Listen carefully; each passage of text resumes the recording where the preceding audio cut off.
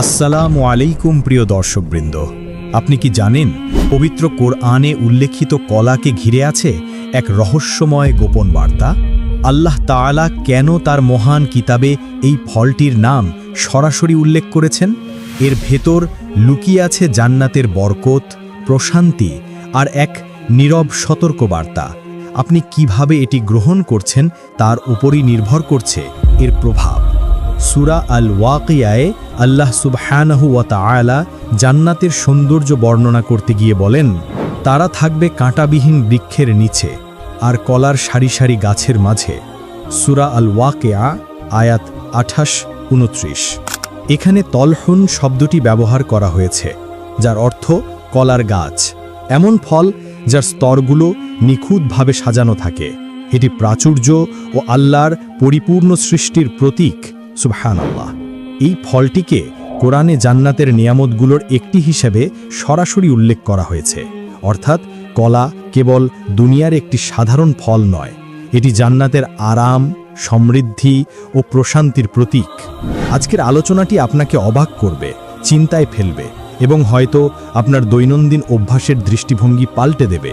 কারণ জান্নাতে বরকতময় উপহার হিসেবে বর্ণিত এই ফলটি যদি আমরা দুনিয়ায় ভুলভাবে গ্রহণ করি, তাহলে সেটিই হতে পারে এক নীরব ক্ষতির কারণ।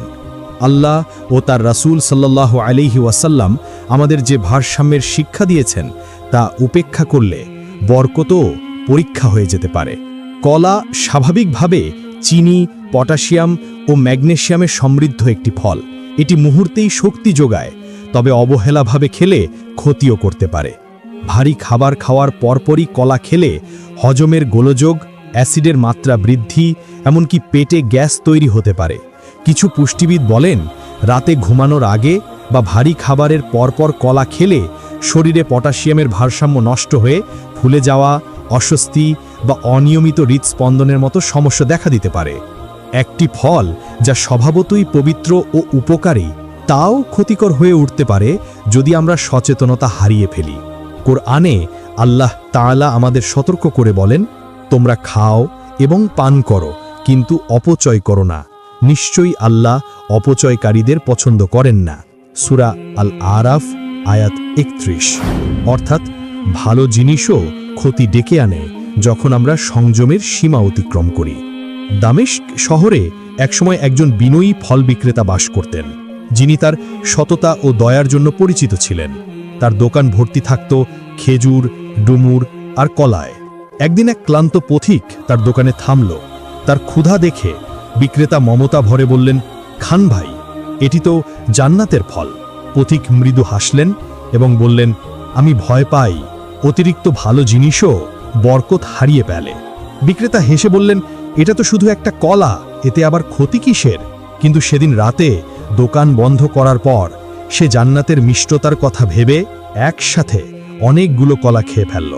রাতের মাঝখানে হঠাৎ তীব্র পেট ব্যথা, ঘাম আর কাঁপুনি নিয়ে ঘুম ভাঙল তার।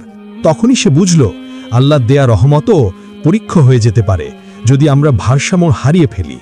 পরের দিনগুলোতে সে গভীরভাবে চিন্তা করল এবং প্রতিটি ক্রেতাকে বলতে লাগল, এটি উপহার হিসেবে খান, অভ্যাস হিসেবে নয়। কারণ যখন আমরা আল্লাহর প্রতি কৃতজ্ঞতা ভুলে যাই, তার দেয়া বরকতও তখন হারিয়ে যায়। দামেস্কের মানুষের মাঝে তার এই গল্পটি ছড়িয়ে পড়ে, সংযম সম্পর্কে এক চিরন্তন শিক্ষারূপে। আজ বিজ্ঞানীরাও সেই সত্যকেই স্বীকার করছেন, যা ইসলাম শত শত বছর আগে শিখিয়েছিল।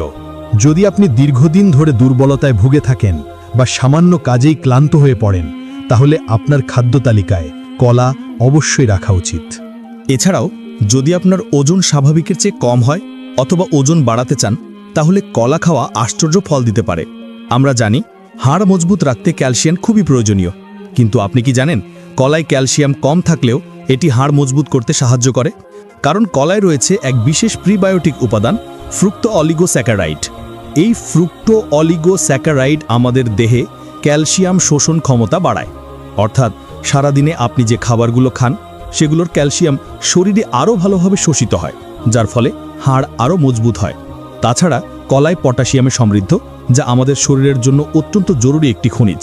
আমরা জানি যেসব খাবারে পটাশিয়ামের পরিমাণ বেশি থাকে সেগুলো শরীর থেকে অতিরিক্ত সোডিয়াম বের করে দিতে সাহায্য করে। এটি বিশেষ করে উচ্চ রক্তচাপের রোগীদের জন্য অত্যন্ত উপকারী, কারণ এটি রক্তচাপ নিয়ন্ত্রণে রাখে। তাই যদি আপনার উচ্চ রক্তচাপ থাকে তাহলে প্রতিদিনের খাদ্য তালিকায় কলা রাখা খুবই গুরুত্বপূর্ণ।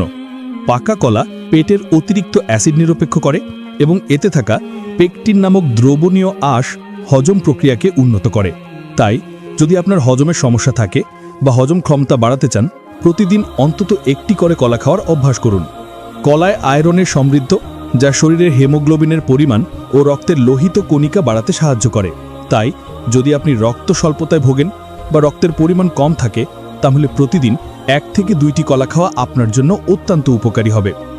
ডায়রিয়া বা পাতলা পায়খানার সময় শরীর থেকে প্রচুর পটাশিয়াম বের হয়ে যায়, ফলে শরীর দুর্বল হয়ে পড়ে। এই সময় রোগীকে কলা খাওয়ালে শরীরে পটাশিয়ামের ভারসাম্য বজায় থাকে। এছাড়াও কলায় প্রায় 70 থেকে 75% পানি থাকে, যা শরীরকে আর্দ্র রাখে এবং ডায়রিয়া রোগীদের পানিশূন্যতা থেকে রক্ষা করে। আগেই বলা হয়েছে কলা পটাশিয়ামে সমৃদ্ধ একটি ফল। তাই যারা নিয়মিত ব্যায়াম করেন বা মাংসপেশি গঠন করতে চান, তাদের জন্য ব্যায়ামের পর একটি কলা খাওয়া বিশেষভাবে উপকারী। পটাশিয়াম পেশির পুনরুদ্ধারে সাহায্য করে এবং শক্তি বাড়ায়। তাছাড়া কলায় থাকা উচ্চ ক্যালোরি শরীরকে দ্রুত ক্লান্ত হতে দেয় না, ফলে আপনি দীর্ঘ সময় ধরে অনায়াসে ব্যায়াম চালিয়ে যেতে পারবেন। কলায় রয়েছে এক বিশেষ অ্যামাইনো অ্যাসিড ট্রিপ্টোফ্যান। এই ট্রিপ্টোফ্যান শরীরে সেরোটোনিন নামক হরমোনের মাত্রা বাড়ায়। সেরোটোনিন হলো এমন এক রাসায়নিক যা আমাদের মনকে শান্ত রাখে এবং মানসিক অস্থিরতা বা উদ্বেগ কমাতে সাহায্য করে। তাই যদি আপনি মন মেজাজের ওঠানামা, মানসিক চাপ বা দুশ্চিন্তায় ভুগে থাকেন, তাহলে প্রতিদিনের খাদ্য তালিকায় 1 থেকে 2টি কলা যোগ করুন। পার্টি বা উৎসবের পরের সকালে যাদের মাথা ব্যথা বা ক্লান্তি অনুভূত হয়, তাদের জন্য কলা খুব কার্যকর একটি উপায়। দুধের সঙ্গে কলা মিশিয়ে স্মুদি বা শেক বানিয়ে খেলে ধীরে ধীরে আরাম পাওয়া যায়। কলায় রয়েছে ম্যাগনেসিয়াম, পটাশিয়াম, ট্রিপ্টোফ্যান ও ভিটামিন B6, যেগুলো ঘুম উন্নত করতে সহায়ক। তাই যদি আপনি অনিদ্রায় ভোগেন, তাহলে খাদ্য তালিকায় কলা যোগ করলে উপকার পাবেন ইনশাআল্লাহ। কলা দীর্ঘদিন ধরে ধূমপান করা ব্যক্তিদের জন্য অত্যন্ত উপকারী।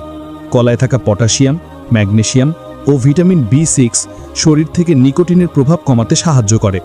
বিভিন্ন গবেষণায় দেখা গেছে কলা ধূমপান আসক্তি কমাতে কার্যকর ভূমিকা রাখে।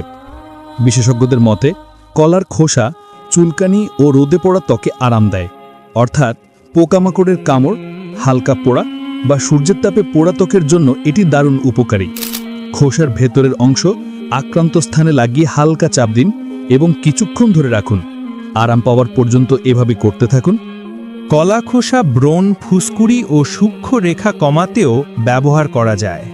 এতে রয়েছে vitamin A, B, C, E, zinc এবং আয়রন, যা ত্বকের জন্য খুবই উপকারী। ত্বকে খোসার ভেতরের অংশ ঘষে দিলে ব্রণ ও ফুসকুড়ি ধীরে ধীরে কমে যায়। আপনি যদি টুথপেস্টের মতো আপনার দাঁতে কলার খোসার ভেতরের অংশ ঘষেন, তাহলে কিছুক্ষণের মধ্যেই দাঁতের উজ্জ্বলতা উল্লেখযোগ্যভাবে বৃদ্ধি পাবে। তবে মনে রাখবেন যে পাকা কলায় থাকা কার্বোহাইড্রেট হলো সরল কার্বোহাইড্রেট, যা দ্রুত রক্তের শর্করার মাত্রা বাড়িয়ে দিতে পারে। অতএব ডায়াবেটিসে আক্রান্ত ব্যক্তিদের কলা এড়িয়ে চলা উচিত।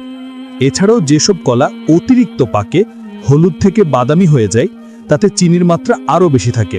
ডায়াবেটিসের রোগীদের এই ধরনের কলা এড়িয়ে চলা উচিত। স্থূলতা বা অতিরিক্ত ওজনের সমস্যায় ভুগছেন এমন ব্যক্তিদেরও এড়িয়ে চলা উচিত। দীর্ঘস্থায়ী কিডনি রোগের রোগীদের জন্য কলা সুপারিশ করা হয় না, কারণ এতে পটাশিয়াম বেশি থাকে। অন্য সবাই নিরাপদে কলা খেতে পারেন। আমরা আশা করি ভিডিওটি আপনার ভালো লেগেছে। যদি ভিডিওটি ভালো লাগে তাহলে লাইক, কমেন্ট, শেয়ার এবং সাবস্ক্রাইব করতে ভুলবেন না।